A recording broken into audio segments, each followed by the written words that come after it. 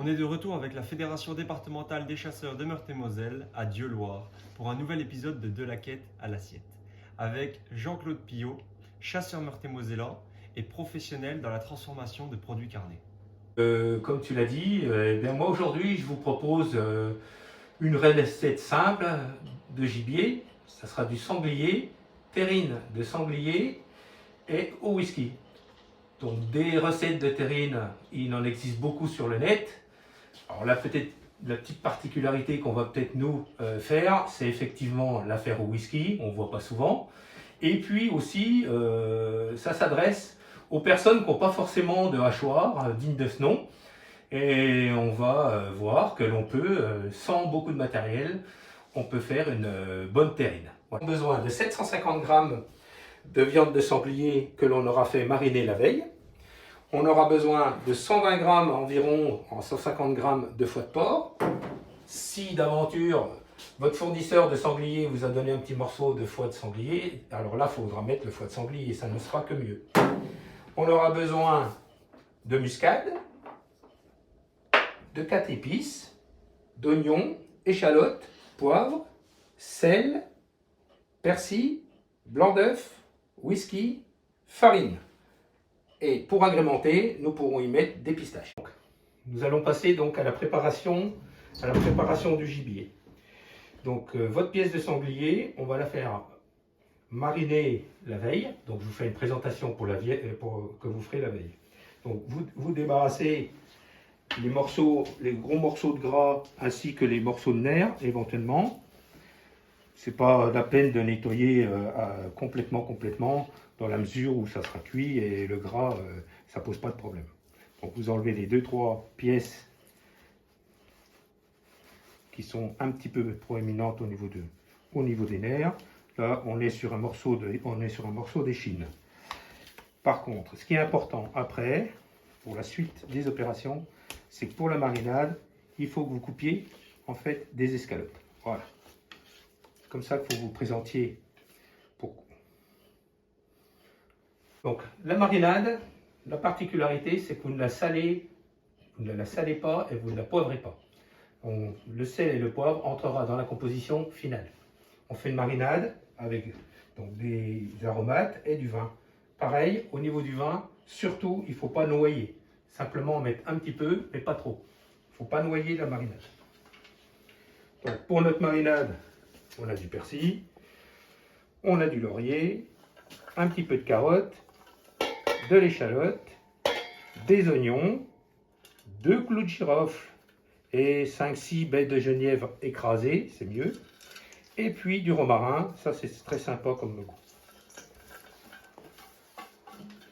Voilà, notre marinade est là. Mélangez un petit coup tout ça. Et vous y mettez en gros à peu près 20 centilitres de vin rouge. Pas plus. Voilà.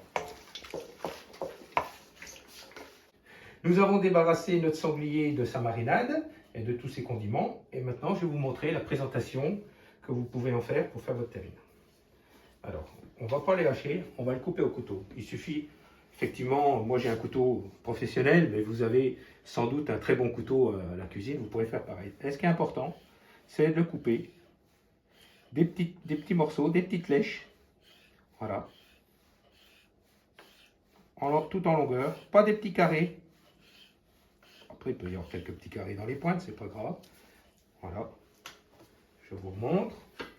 Pour ça que je vous ai montré tout à l'heure, ce qui était important, c'était d'escaloper avant de faire la marinade. Comme ça, votre sanglier a très bien pris la marinade.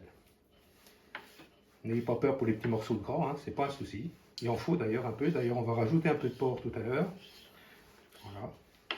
Alors, pour ce faire, notre poitrine de porc, nous allons la couper en petits carrés pour nous la mettre dans notre petit robot coupe.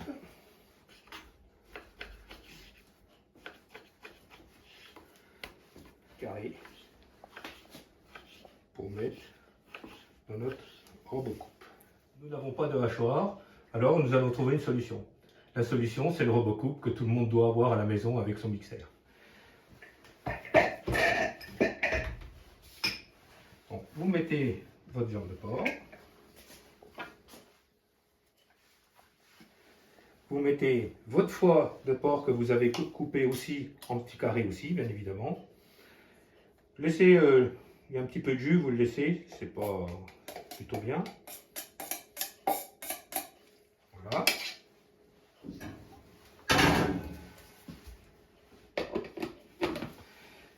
Et cette émulsion, et ce hachage va servir en fait de ciment, si on peut parler comme ça, va servir de ciment pour tenir votre terrine et qu'elle soit beaucoup plus moelleuse.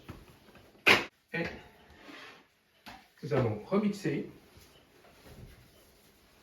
en mettant donc les échalotes et les oignons. Donner un petit coup avec le persil. Voilà.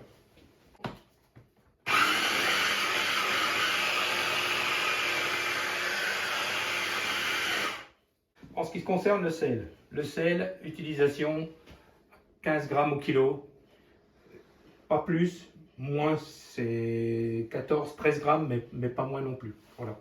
Là j'ai juste le poids qu'il faut pour le sel, donc je le mets. Le poivre s'utilise à hauteur de entre 2 et 3 grammes au kilo.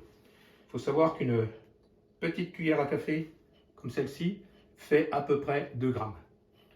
On va rajouter alors du 4 épices avec modération. C'est mieux de rajouter un petit peu de muscade avec, mais là en l'occurrence c'est vraiment 1 gramme au kilo et ça suffit bien. Voilà, voilà une base à peu près 1 gramme au kilo, une demi cuillère à café. Et pareil, muscade, on va mettre aussi environ 1 gramme. Donc maintenant, après avoir bien mélangé sel, poivre, nous allons y rajouter donc le whisky, environ 2 centilitres et demi à 3 centilitres. On goûtera après s'il y en a suffisamment ou pas. Maintenant, nous allons mettre les blancs d'œufs. Gardez vos jaunes d'œufs pour faire de la pâtisserie, ils ne sont pas utiles pour faire une terrine. Très important, c'est de bien mélanger et ça peut durer un petit peu pour obtenir quelque chose de très compact.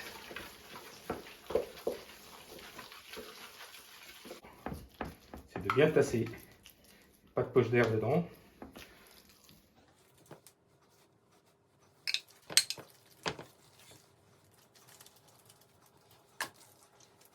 Ouvrir avec ce qu'on appelle alors de la coiffe, de la toilette ou de la crépine. Vous en trouvez dans tous les rayons traditionnels dans les magasins. Vous leur demandez, ils vont vous en donner, il n'y a pas de souci. S'ils sont sympas, ils ne vous le font pas payer.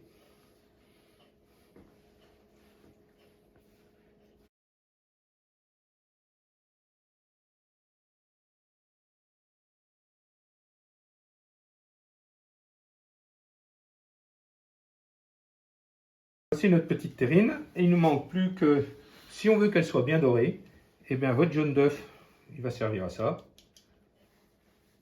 Vous allez bien barbouiller.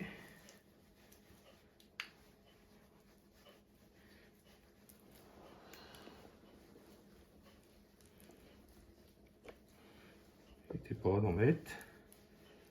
Voilà.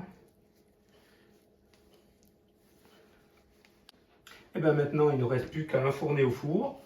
Vous aurez mis votre four à 200 degrés au bain-marie et vous ramenez à 180 degrés et ce pendant 1h15.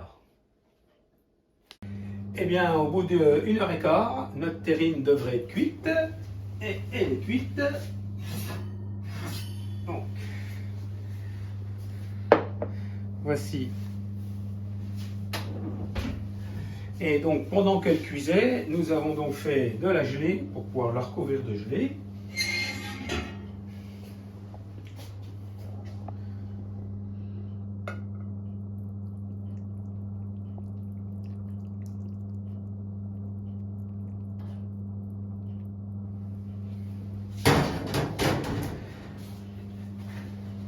Et bien maintenant, il ne nous reste plus qu'à la laisser reposer quelques jours, 3, 4 jours, même 5 jours, c'est pas plus mal pour elle. Voilà.